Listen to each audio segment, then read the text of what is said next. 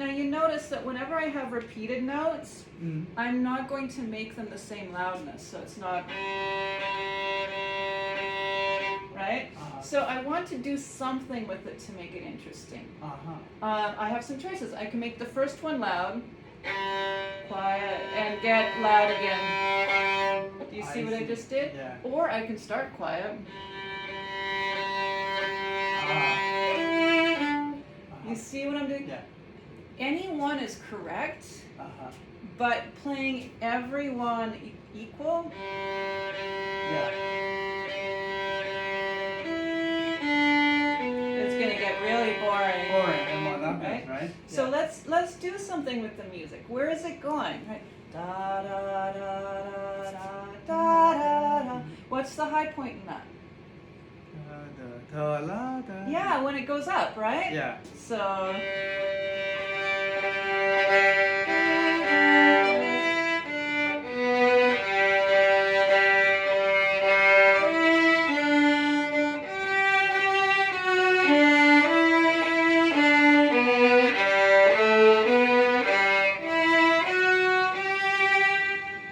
Try to hold your back a little straighter, and we're going to do it again. Okay. There you go. Okay, ready?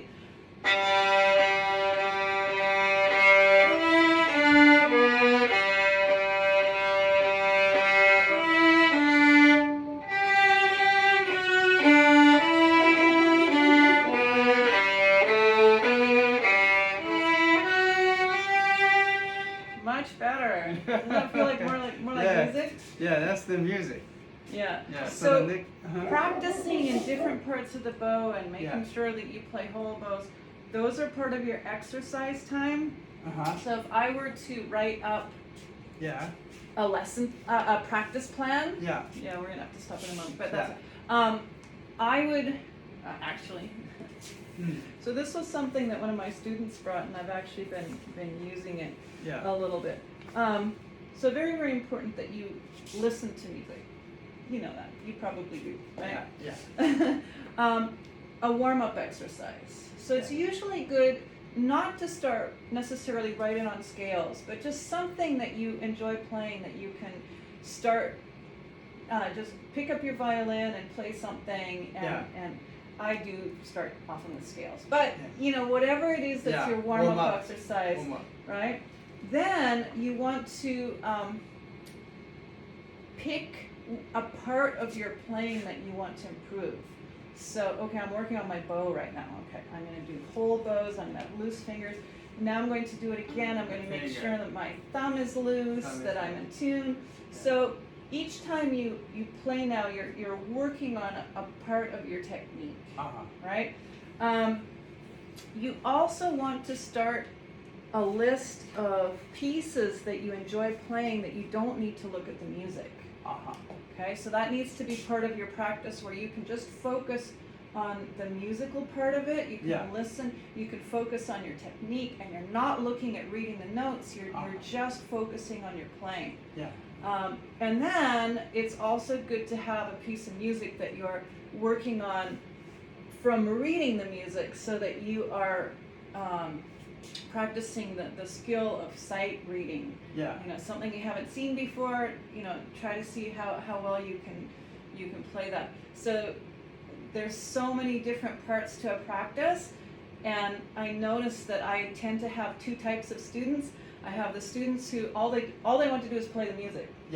You know, and it's just really hard trying to get them to focus on the technique. They just want to play the music. And the harder, the faster, you know. And then I have the students who they're really, really careful, and they spend all their time on the technique, and we never get to the music part of it, you know? So you want to strike a balance. You want to be the student who is focused on technique, but also plays the music. Yeah. So this is the last one I practice. Okay.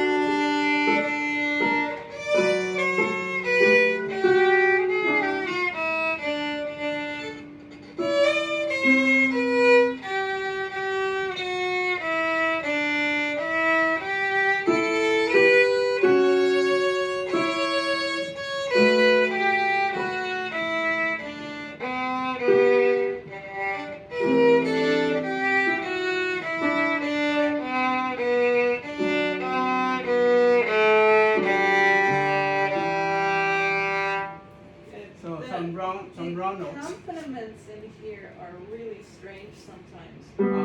No, it wasn't entirely due. I might have to change them a little bit, but I'm noticing that you're tending to play out of tune. Yes. A lot. That's the problem. Yeah, let's play it again. Sometimes just playing with piano will really help you to listen and adjust.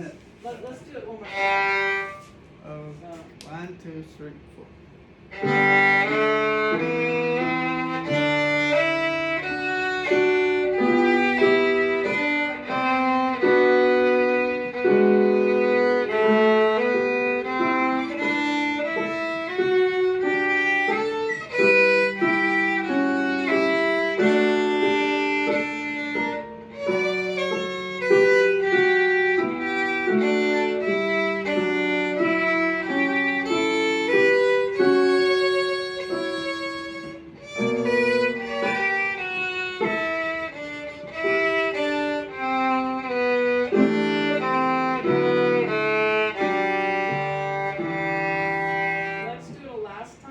Skip the piano part in here. I'm just going to play your part. Okay. I don't know. This is the weirdest thing I've ever seen. Okay. Okay.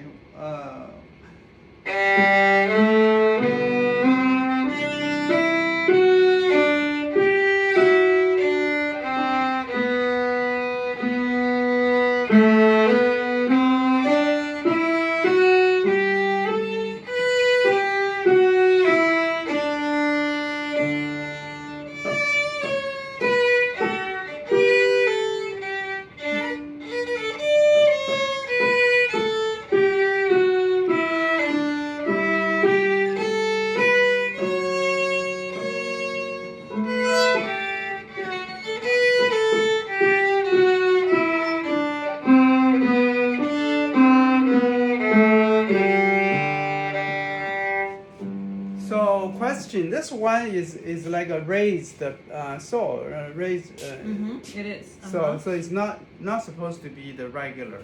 It's not supposed to be the regular. Okay, good. Yeah, it's changing. It's changing back to the fingering you had in D major. I see.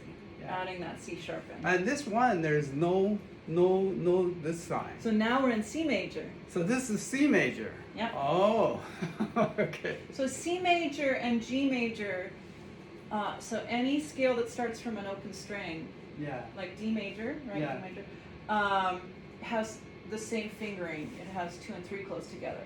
But if you're in a key like C major that starts from a 3rd finger, it's the same as the 2nd octave of G major. So C major starts on. So you don't need to be in 3rd position. This is really important that you don't go to 3rd position. I don't know 3rd position. 3rd position is good, but and it's good to practice it. But your G scale too, you want to practice it here.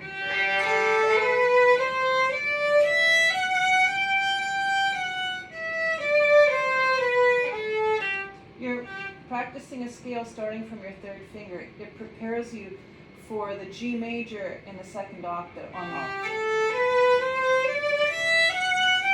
right, that's low 2. If you start any scale from your 1st finger, so I'm just playing the same scale that I just played here. Now I'm doing it in 3rd position. Yeah. Now I have 3 and 4 close. Oh. So the major scale is the same pattern of whole steps and half steps. Do you know what I mean when I say whole step and half step? Yeah. So a major scale is a whole step, a half step, a whole step, a half step, right? So depending on the finger you start on, right? If I'm starting on finger 1, I'm going to have these fingers far apart, that finger far apart, and those ones close. See how 3 and 4 are close? Okay. If I start from an open string, then my 1 has shifted to here. Now my 2 and 3 are close together, right? If I am starting from my 2nd finger, so right here, now I'm going to have all fingers far apart. You see that? In this scale. So the scale, we get into our ears, we get an understanding of what it sounds like, but depending on what finger you start your scale on, what fingers are close together is going to change. if that makes sense. Yeah. And that's why I'd like you to be aware of your finger patterns because, you know, which ones are close together or any of them close together. Yeah. So C would be a sol. So C would start with the sol. G would start with the do. Well, it depends. If you're in C major, C is do, right? Yeah. So with the C would be so la si do. Well, you're playing a G major scale right now. You started on G. C. So C starts on C. So So C is which going to one? start. So which one is the do C? One is the C. Okay, if you're in G major, Yeah. G is the do. Yeah. And if I'm the C, yeah. If I do the C, how do I? Which one? Which? Then you have to start on C. C major Okay. starts on C. So this is A D. Okay, let me. A D. So a scale basically Yeah. is how do we get from one note to another, I right? see. We started with D major. Uh-huh. In order to keep the pattern of whole step, I had to get an F sharp in there, right? And I had to put a C sharp in, right? We started Right. with D. Then we moved to G down here, right? It's the same, because they both start on an open string, the fingering is the same. Yeah. But if I start G for my third finger Yeah. on the D string, now I'm going to have my 1 and 2 close together. Yeah.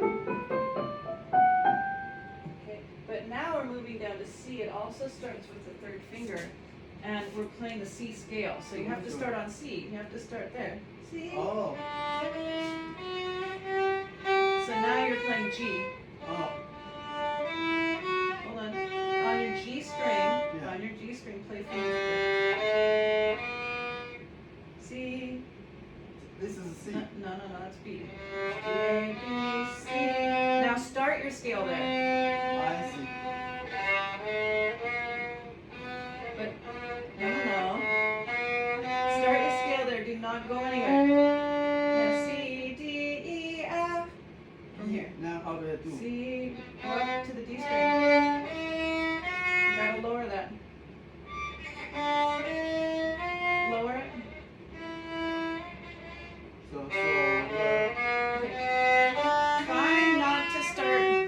Try not to always start from the open string. Oh. If you start from G, you're playing a G scale. Okay, so C scale is going to start there, not there. That's a 5. Yeah. E, F. Okay, but think, okay. Do, re, mi, fa, sol, la, Oh. low, C.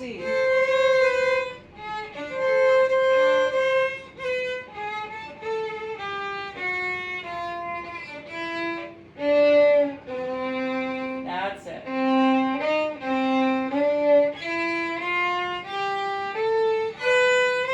Now you've got it.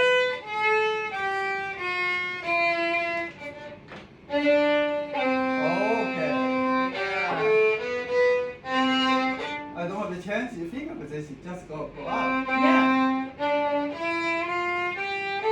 But you've noticed that your finger pattern has changed in C major and G major that's in first position.